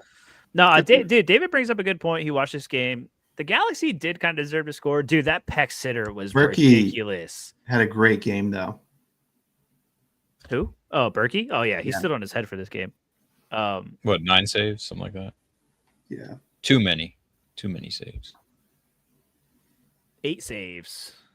3 inside. Not as many as 2 high claims. 1 punch. 3 diving saves. Yeah, Berkey stood his in. Dude, and you could tell that's how you know the vibes are really bad in LA Galaxy when Peck is missing like an open sitter like that. Like last year, he sinks that in, no problem, no questions asked. Like vibes are bad in this game. Congratulations to St. Louis, though. The guys that you expect to show up, Leuven, Teuscher, Hartel, Berkey, they all kind of showed up, did their thing. Congratulations to them. We'll see if they can continue to do that throughout the season. Real quick before we hop into that, Columbus Crew, Houston Dynamo played the most boring game I've ever seen in my life. Yeah, God, it was awful. This game sucked. God, it was so bad. It was real bad. Ponce did nothing. Ladero did nothing. Rossi did stuff. Yeah. The only thing I will say about this game, though, is Herrera, man. I brought him up before. We were like, he was like, his starting role was questionable. Didn't know where he would fit into this team. He was the only bright spot in this game. He was getting up all over the place. He was involved in the attack and defense, box to box. He looked crazy awesome. 51 AA, man. Like, he racked it up this game. This is what we all kind of expected from him. It's not very consistent. Granted, they played a very bad Houston team. But the flashes are there. Do we have any opinions on Herrera? Are we thinking about it? Would you consider it? You still need to see more. Where are your heads at for this one? I think he was sort of slotted in from the rotation for the last game. I think even though they're probably going to get eliminated by LAFC, he was still just sort of put in. But that's their center backs are going to be a revolving door. Besides, I think Amundsen has probably earned his spot pretty safely, and so it'll be interesting to see who else slots in there because Columbus again, their play could be really friendly, AA friendly for center backs. So if he can lock down that spot, that could be a very nice play. Yeah, and I know Marrera's out kind of on a little. I don't know if it's like a short-term knock or something like that. But he was in kinda the missed 11. that He was one. in the 18, but yeah, he didn't start, which is interesting. So something to keep an eye out. Any more comments on these games before we move on? Oh, yeah, just terrible game. Terrible game. Terrible game. Let's see. David, what you got? The game sucked. Yeah. Both AA massive talent and Columbus backline. Shaberko and Amundsen, two of the best defenders for AA this season. I agree. Especially when the Seattle boys aren't really hitting like they used to. But all right, let's talk about this Charlotte Inter Miami. Thomas, you wanted to kind of bring this up. What did you have to see? Or what did you see? What did you have to say? So this is why I didn't get to watch because of the Atlanta match, but I understand that Zaha missed, I think, despite what his score says, did not have a great game in terms of finishing quality. He did an Ajuman, like had like a blatant header in front of goal too. That he just like whiffed. Yeah, literally. Just open free header like right in front of the goal and just whiffed it. Zaha. Oh, Zaha. I will say Zaha is struggling where it's Charlotte doesn't know what to do. They give the ball to Zaha. He gets triple teamed by the other team and then loses possession. And then he just throws his hands up like, what the heck? It's like, I don't know, man. Maybe some of the other players should step up and make something happen. So, yeah, he's just getting swallowed up, man. Like defenses know, like they're just focusing on Zaha. They're taking him out of the game. And as soon as they do, it's back to the Charlotte of last year who, sure, defensively they're sound, but they're not going to do much attacking the ball. So that's a strategy. That's what they did to Barco when he was in the league, right? Just foul the hell out of him. Yeah. Just foul him. Don't let him get into his game. Don't let him get into a rhythm. You take him out. That's it, That's baby. AA. Yeah, how many fouls? How many times was he fouled? 7 times. 7 fouls. There's a game where Barco was fouled 11 times. Yeah. By Miami, actually. This is before they had Messi. But yeah, there was a game where it was like, I think he tied the record for most fouled player in a game in history of MLS. Yeah. And I mean, you could see it because like Zaha doesn't track back. So he just sits at the top of the box. He gets it in. He puts a pass in, tries the 1-2. Yeah, and then just completely just gets suffocated by the other team. And like that's the way it is. Alex, any thoughts on this as Allende and Luis Suarez connected for a wonderful goal, and he just keeps being awesome. Zach's not here to, walk his parade on this Miami team, but how is Suarez still playing? Like, how is he starting every single game? Like, it doesn't make sense to me. Like, how is Messi? Like, we need to rest his muscles, and then it's like Suarez. Yeah, F his knees. Yeah, dude, what knees? Messi's hurt, and they're not saying it, and it's very obvious at this point. And then Yannick Bright, dude, he looks really good. Like, from what I was watching, he looks very good. And so, shout out to any Yannick Bright owners. I know I'm assuming he's getting a lot of praise. And then Noah Allen, they gave him the captain's armband in the Houston game, and so they really trust him. Maybe he can be. They've shifted him to more of a center back role. So they've started Suarez 6 game weeks in a row, and he plays like 80 to 90. Like he plays like a good chunk of the game. He plays an average of probably about 75 minutes a game. Yeah, I assume he doesn't travel to Jamaica, surely, right? I mean, it's possible at this point. Whatever they're putting in his legs. Yeah, he's gonna get hurt. He is gonna get hurt at some point. Sure, whatever they're shooting him up with. Yeah, I'm actually tempted to just flip my Suarez Classic card for 3x what I paid. I mean, might as well do that and get you at an NC. Because I just can't ever figure out when to play him, and I feel like the first time I play him, I'm just gonna get cooked. So. Yeah. Hey, Biscuit's still getting the AA as long as no one gets a red card in the back line. Yeah, that's another thing, man. I know we always say that Miami gets the treatment, but that's like what 2 red cards in 2 games now. Like, are they laying the hammer down on Miami so they stop getting made fun of? Is that what's Well, going I mean, on? it was a pretty obvious red card. Yeah. Like it was a dog so. Yeah, but it is what it is. Miami getting away with a 1-0 victory over a strong defensive Charlotte FC. Yeah, no Messi, still party, I guess. They're getting the people that need to step up. And hey, they're gonna do what they're gonna do. I'm not gonna say much. So if you guys have anything else to say about them, you guys can feel free, but I'm never gonna spend too much time talking about this Miami team. There's a 0% chance Messi plays on Saturday, right? Artificial grass Well, he plays on right before Sunday. the international break. Yeah. Sunday. Well, like There's this a weekend. 0% chance he plays on Saturday. There's no chance he plays this weekend, right? Got him. I assume he doesn't even travel. We'll see. I think I don't have him in any of my priority lineup. I think I have him in my third lowest priority lineup. So I think I just stayed away from it again. Just I didn't want to deal with it. Hey, you probably get to see Luis Suarez though. Ayo. can't wait. You could hear those knees creaking every time he steps. Dude, I told my I was watching the game and I was like, you gotta see this. And then Suarez just like buckles, his knees just buckle as he's running, and you can see it like dead on. It's so Same bad. thing. That hard step. They're like They're like shit. And he keeps it going. He turns every step is hard for him. Yeah. Seattle going all live tonight in CONCACAF, so watch out this weekend for sure. Oh yeah, especially if they qualify. Yeah. Zawadzki is in the back. Or they playing a back four? Ooh, Zawadzki filling in for center back. It wouldn't be the first time we've seen it. Zawadzki, Morera, and Munson. Ooh, Interesting. Yeah, everything else looks about the same. Do they have Cherberko and Herrera on the bench, so they're just going Zawadzki in there because why not? 'Cause why Camacho's not? still hurt. And then, yeah, Hollingshead's playing. Everything else, yeah, Bobasi makes sense. We get the center back off. POV versus Yamar.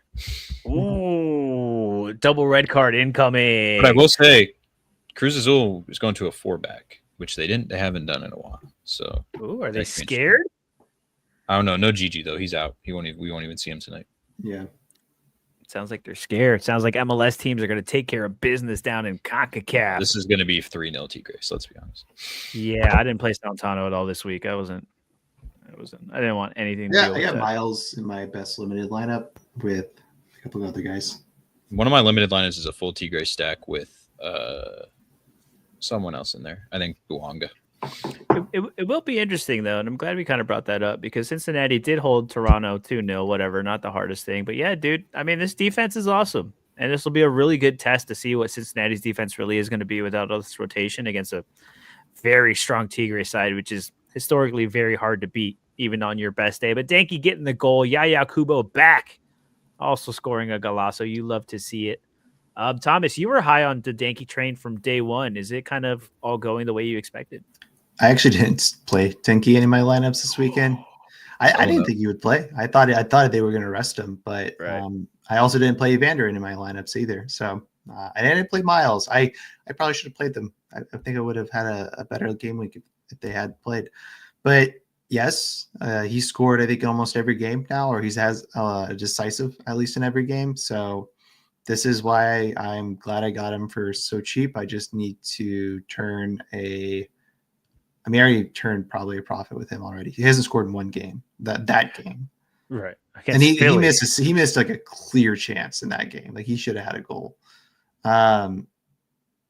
Yeah, like I think he's going to be really good. I'd love to see him get more AA or have multiple goals, Right. but I think at the same time they're having to work through a crowded schedule. And they play Tigres tonight. This was the one that was 1-1, right? Yep. Yep. Tigers 1-1. Yeah. I mean, I wouldn't be upset if they were to get knocked out in terms of Sorare perspective, but I always like to root for the MLS teams. Yeah, I don't care about Cincinnati. Send them home. I don't care. Tigres, come pull through. Come on. We got this. Save All our my rotation. homies hate Tigres. I got Bro, Memphis. I got Memphis in my my lineup. Red or dead. Same. He's my I'm so- captain I think I captained him Oh. too. No, yeah, I did because I put Alberto and because they have to win. They have to win. yeah, they somehow lost the first leg. Oops. They played Alex, tomorrow, Thursday. Oh, you're good. Any words on this Cincinnati team?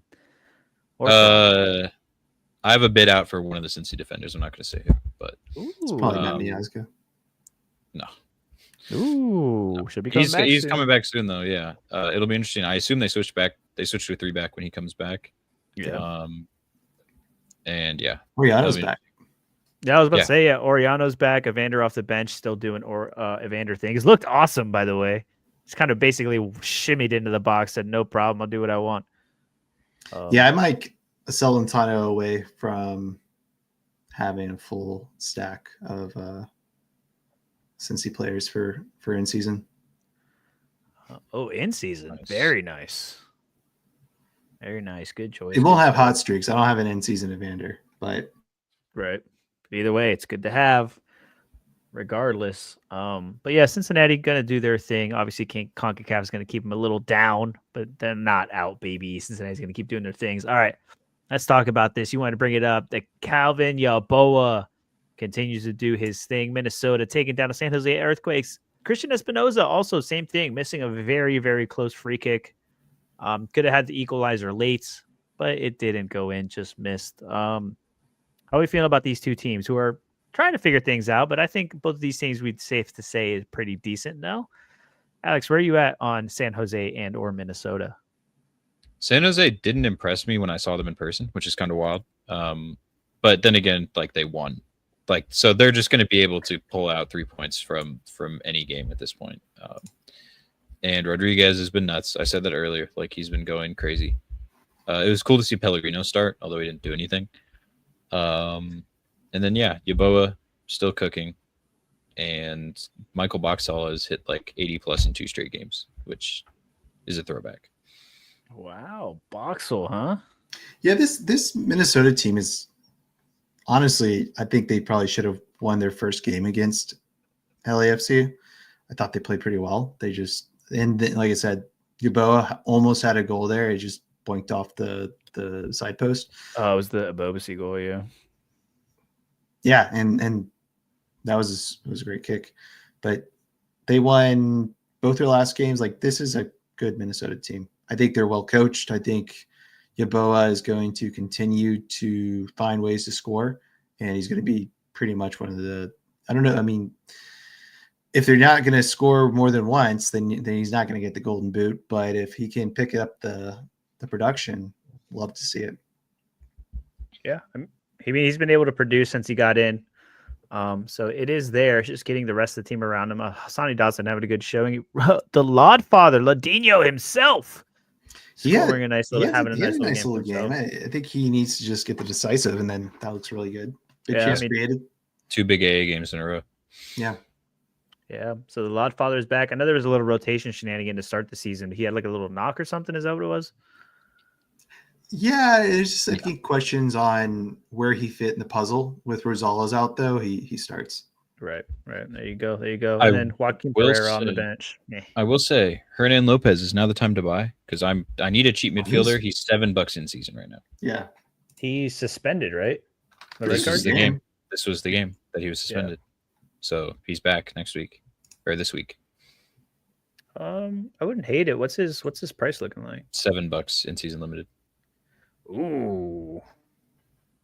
I know his scores can be weird, but in this, I feel like they're just going to be able to get decisives, and there could be a little AA pump too, because Espinosa's has had good AA games this entire year. Yeah, although he's on corners and sets, and that could be different.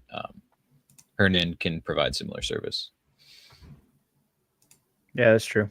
I mean, I don't hate it. I think coming into the season, we were all like, maybe Hernan, and then there was the rumors that he might transfer out, so we kind of all backed off on it.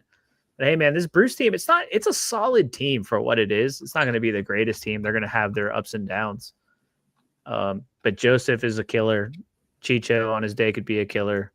Espinoza. Joseph had some really nice chances. Like he almost did some flair. I watched a little bit because this was one of the early games, right? Was it?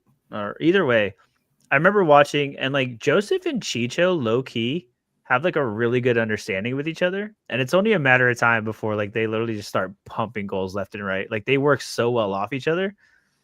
Like if they get that little South American flair going between them, and they get a little spicy between the both of them, like watch out, man. Like San Jose could go on a little run, and it'll be interesting to see. It'll be interesting to see. But any other words on any of these two teams, San Jose or Minnesota? Oh, no. There it is. But yeah, dude, that was the weekend. We kind of went through a lot of it. Kind of went through the more important things. Okay, bye, Alex. I guess. See, he's like, all right, we're done talking MLS. I'm out. Anything else? Anything else we didn't cover? Any like big news maybe that you think we might have missed? No, I hope everyone had a great game week. Better than us. Yeah. Oh, Jorge, you see who won the super rare special? No, who won the super special? The dude that we were clowning for buying all the LA Galaxy cards.